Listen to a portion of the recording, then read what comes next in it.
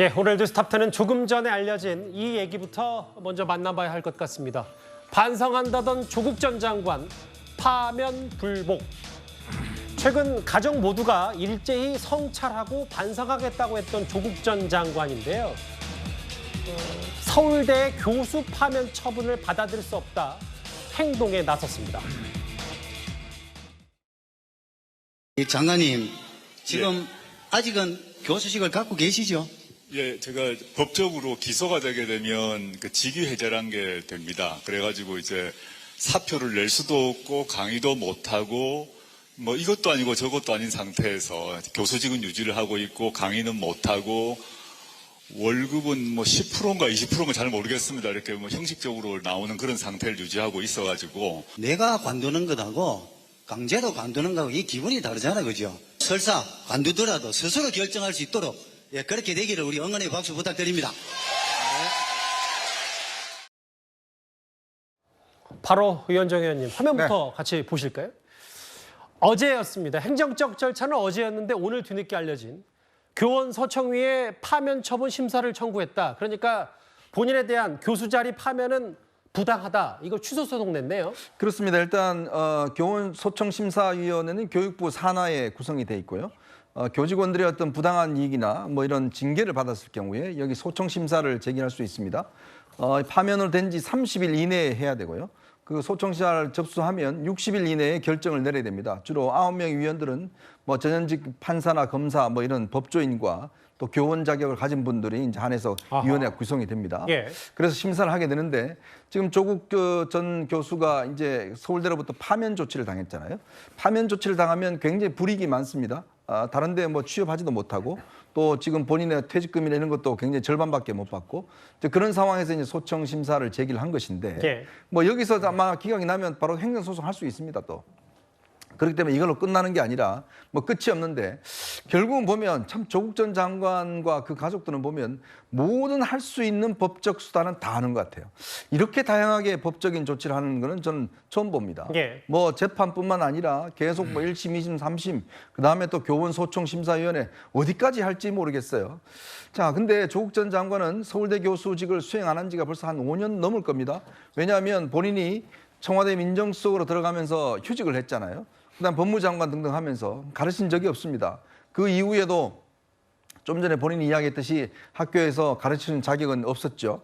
자, 그러다 보니 그 가운데서 학교에서는 계속 월급을 줬습니다. 뭐 한 1년에 수천만 원씩의 월급을 받아가면서 저렇게 연구실도 유지가 됐고 이번에 파면 조치로 해서 이제서야 지워졌는데 이름을 뺐죠, 강의실 그렇습니다. 이름을. 그런 또 서울대를 향해서 또다시 이렇게 소송전을 벌인다.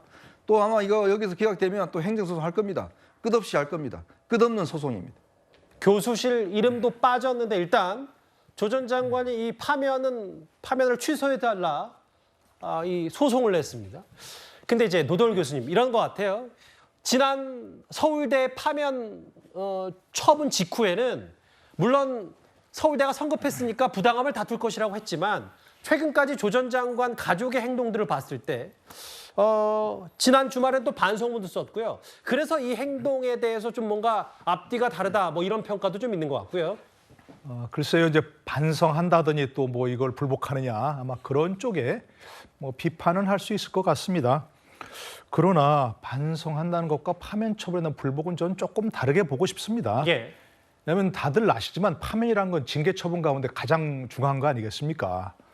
현실적으로도 굉장히 큰 불이익이 있고요. 퇴직금이 없고 앞으로 연금도 반밖에 받지 못하는 그런 현실적인 불이익이 있고 그러니까 일반 재판으로 따지면 뭐 사형 선고라고 볼 수도 있는 그런 거죠. 그렇기 때문에 이건 뭐 불복 저는 할 수 있다고 봅니다. 뭐 반성하느냐 안 하느냐 그 차원의 문제가 아니고 아까 말씀드린 대로 가장 중요한 징계고 또 본인에게 헌법상 기본권으로 재판 청구권 이런 것들이 주어지고 있기 때문에 뭐 할 수도 있다고 생각을 하고요. 현실적으로도 보면 나중에 이제 만약에 지금 2심이 진행 중이지 않습니까? 본인에 대한 재판. 그렇죠. 1심에서 유죄 판결이 나왔다 하더라도 2심이 어떻게 될지 모르는 것이고 또 뭐 대법원까지 가면 그 소송은 또 어떻게 될지 모르니까 만약에 본인이 이 파면에 불복하지 않았다면 3심 지나면 제척 기간이 돼서 더 이상 소송을 불복을 하지 못하거든요. 예.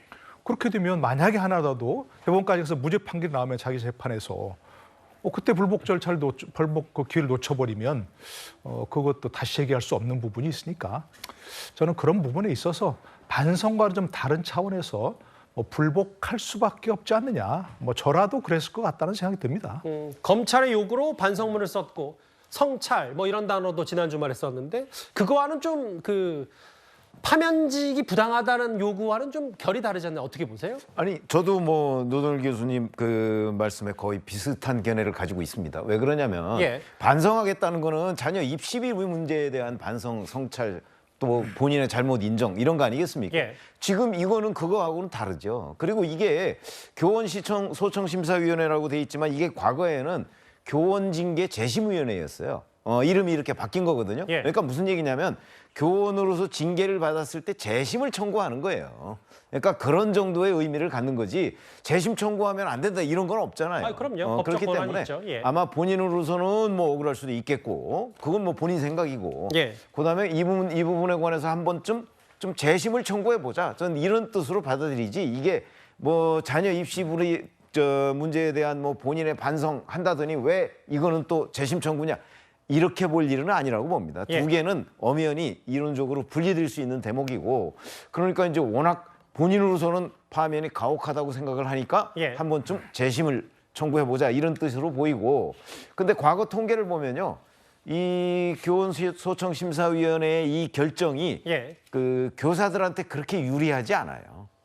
그러니까 여러 가지 비판이 있어요. 오히려 학교 쪽 편을 들어주는 것 아니냐 이런 비판이 있을 정도로 그러니까 파면이 뒤집힐 가능성이 뒤집힐 낮다는 말씀이시죠? 가능성이 그러니까 절반 이하예요. 예. 그렇기 때문에 아마 조국 그 전 장관이 이렇게 한다고 해서 본인의 기대를 충족시킬 가능성보다는 그렇지 않을 가능성이 전 더 높다고 봅니다.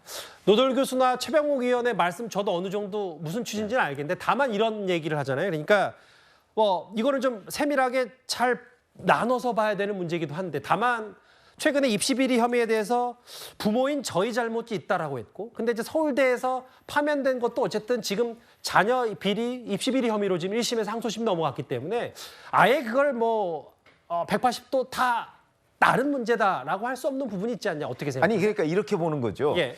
아마 본인이 이제 잘못을 인정하는 부분은 입시 비리잖아요. 그런데 그 부분을 가지고 파면까지는 지나치다. 혹시 조국 전 장관은 이렇게 생각하는 거 아니냐. 예. 그러니까 파면까지는 지나치고 다른 징계는 혹시 내가 받아들일 수 있는데 아마 그런 생각이지 않을까 이렇게 짐작을 해봅니다. 그러니까 이제 다음 화면을 좀 볼까요? 이게 파면 이후에 어쨌든 서울대 쪽에서는 내릴 수 있는 최고 수준의 징계가 바로 이 파면이었기 때문에 5년간 공무원과 교원 다시 임용이 불가하고 다른 학교 재취업 불가.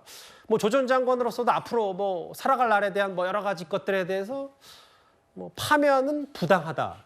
근데 최근에 이제 아들, 딸은 고조를 인정했고 이제 아들은 석사학위를 반납했고 이런 과정과 이제 본인 서울대 파면에 대한 법적 절차 이제 앞으로 좀 조 전 장관이 정치권 총선 출마 맞물려서 민주당에서는 좀 어떤 생각을 좀 갖고 계십니까? 총선 전략까지 갑자기 소청심사 청구하고는 좀 관련이 없는 것 같은데요. 줄곧 얘기하지만 조국 전 장관의 총선 출마는 지금 이번에는 불투명한 것 같습니다. 개인 스스로도요. 예. 지금 재판도 그렇고 소청도 그렇고 여러 가지 본인이 처리해야 될 부분들이 많은데 총선 출마까지는 좀 제가 보기로는 접은 것 같다 생각을 하지만 정치는 떠나지는 않았다라고 늘 말씀을 제가 드렸어요. 근데 이제 소청심사 관련해서는 저는 이런 얘기를 하고 싶습니다. 그러니까 재판부에는 반성을 하고 이 소청심사를 하는 것은 이게 뭔가 좀 이율배반적이지 않냐 이 얘기를 하시는 거잖아요. 이제 그런 비판들이 있는 거잖아요. 그런 비판을 저는 전해드립니다. 근데 저는 그런 비판에 대해서는 비판이면 비판이다라고 보는 게 예. 징계를 받은 공무원들 대다수가요 소청심사를 합니다. 그러니까 조국 전 장관도 교수 신분으로서 예. 지금 징계를 그것도 최고수의 징계를 받았기 때문에 소청심사를 신청을 한 거예요. 근데 조국 전 장관으로 특별하게 아직 말하자면 우리가 단죄할 필요는 없잖아요. 당신이 죄인이야. 반성만 해. 아무것도 하지 마. 이런 투의 비판은 아주 안 좋다. 예. 그러니까 조국 장관이 누구나 다 하는 범위 내에서 하는 것들은 그냥 그대로 꼭 곱게 곱지 않은 시선으로 볼 필요는 없다라고 예. 좀 생각이 들고요. 그래서 저는 이 아까 이제 두 분 위원들께서도 말씀하셨지만 반성과 소청심사를 하는 부분들은 이율배반으로 보는 것은 예. 조금 합리적이지도 않고요. 일반 국민의 한 사람으로 조국을 봐달라. 좀 그 정도로 좀 말씀드리고 싶습니다. 일단 이 파면 처분이 뒤집어질 가능성은 낮다는 얘기도 아까 최명우 의원께서 잠깐 언급을 해주셨는데 조금 전에 들어온 얘기 본인 스스로 어쨌든 요즘 최근 일제히 조 전 장관 일기에 대한 여러 행동, 태도 변화에 대해서 여러 해석이 나왔는데 오늘 본인의 교수 자리 파면에 대해서 취소해달라 이런 소송을 어제 제기했다는 걸 저희가 오늘 뒤늦게 알려진 얘기가 첫 번째 이슈였습니다.